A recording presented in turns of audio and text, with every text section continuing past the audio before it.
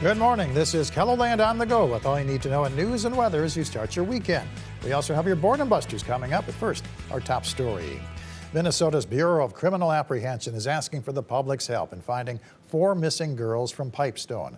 Authorities say Alyssa, Emily, Anna, and Isabella Guardado did not return home after being dropped off by a school bus Friday afternoon. An alert issued overnight says the girls got into a white 4-door sedan with 3 other people inside, including a woman who's believed to be the girls' mother and may be heading to Sioux Falls. The girls range in ages from 9 to 14 years old. Call the Pipestone County Sheriff's Office if you have information on where they may be. From building and financing a new state prison to school vouchers and an anticipated change in the governor's office, the upcoming legislative session in Pierre promised to grab the attention of lawmakers for several reasons. We reached out to members of the legislature from both parties about whether political differences will be too contentious in passing bills that will benefit South Dakotans.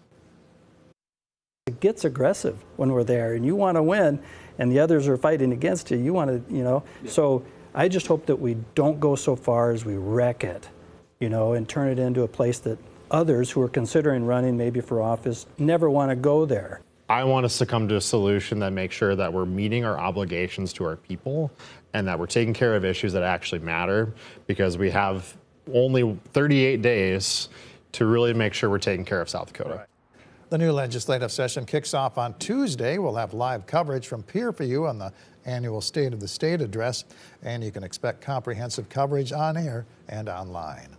50 years ago this weekend, snow was piling up in KELOLAND in a devastating winter storm that became known as the blizzard of the century. The storm dumped more than a half-foot of snow in southeastern South Dakota. 70-mile-an-hour winds created giant drifts that buried homes and farm fields. One driver was stranded in his car for much of that weekend, waiting to be rescued. I didn't have any food.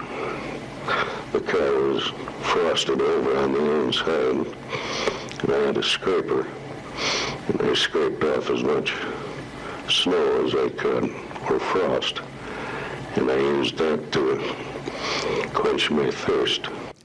Farmers and ranchers lost thousands of head of cattle in the blizzard, but they told KELOLAND News 50 years ago that no single storm, no matter how devastating, was going to drive them out of business. Let's take our first look at the forecast now with meteorologist Adam Rutt in the Storm Center. Good morning, Adam. Good morning, Perry, and good morning, everybody. Good news, nothing like that coming around anytime soon.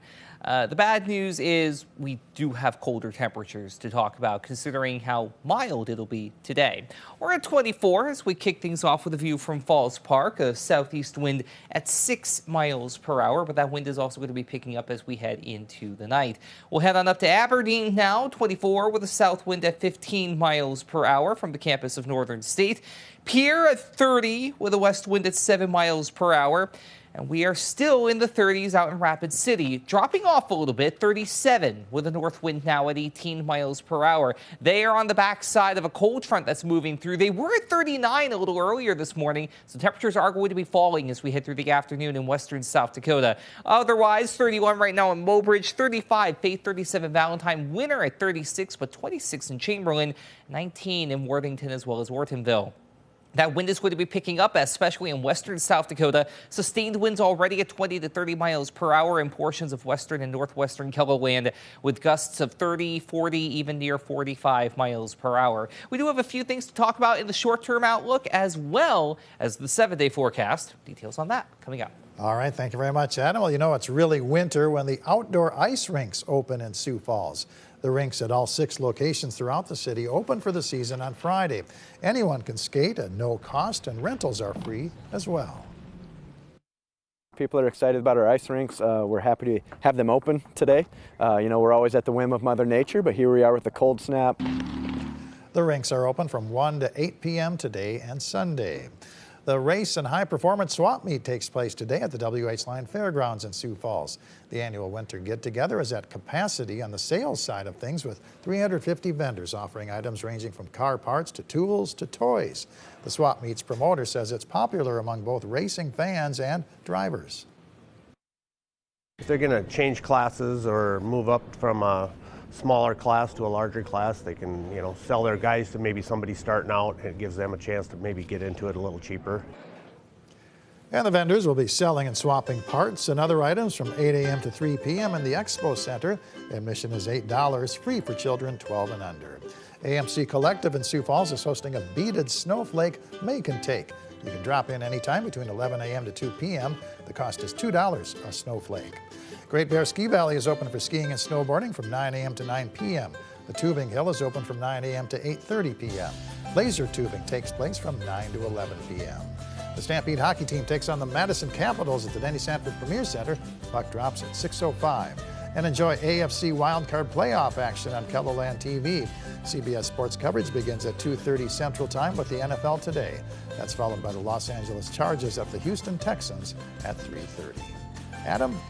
We do have a little bit of snow out there this morning as a cold front continues to push eastward, and then a warm front is also over northeastern South Dakota. Here's live Doppler radar with a view from northeastern South Dakota. Those darker shades of blue, that's light to moderate snow quickly moving through areas like Watertown, Redfield, even Aberdeen as well. Could see a little bit even moving through portions of Marshall and Day counties. This is all going to move on over to the east. We're not looking at much in the way of extra accumulation, generally inch or less type stuff, but still you will want to keep this in mind if you have any outdoor plans this morning. We also had a little band of snowfall quickly make its presence known from areas just to the west of Sioux Falls through Madison and the Brookings as well over McCook, Lake, and Brookings counties. Those are all going to gradually kind of fizzle out and then move on over to the east. Now, that being said, though, out west, it's a different story. Winter weather advisories through this evening for Butte as well as Harding counties.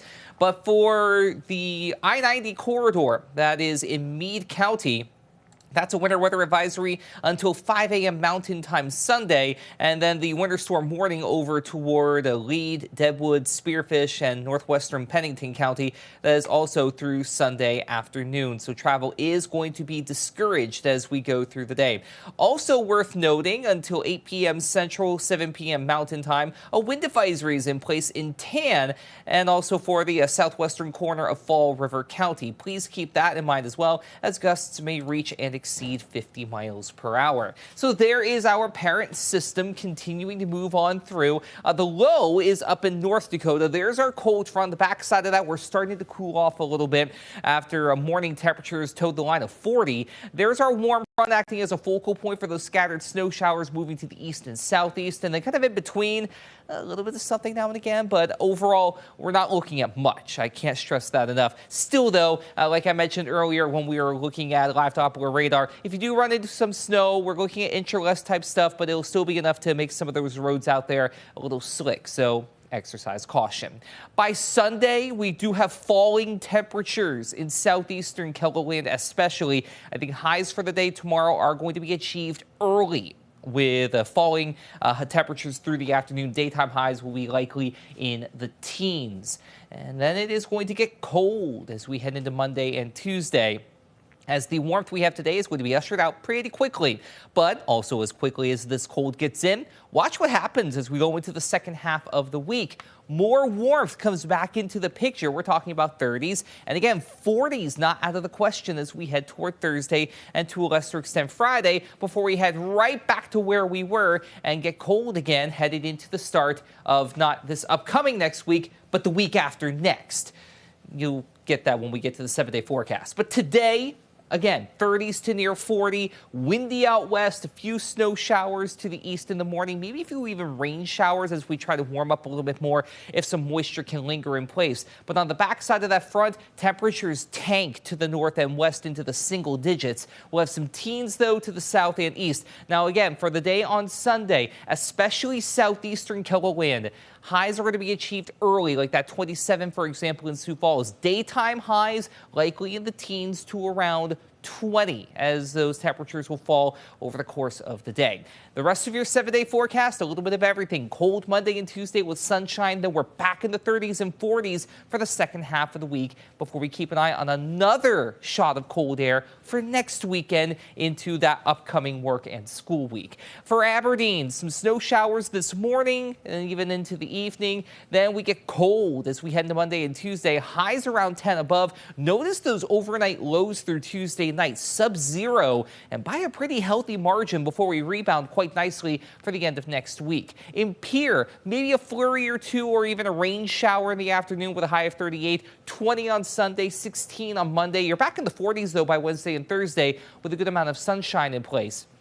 And last but not least, we'll head on out to Rapid City, where we'll have some snow showers today, especially toward the hills and extreme northwestern South Dakota. 27 on Sunday, 26 Monday. You're back in the 40s for Wednesday and Thursday before we watch a few more snow showers try to come in by the end of next week. Have a great day, everybody. For more on your local news, weather, and sports, you can always head on over to KELOLAND.com.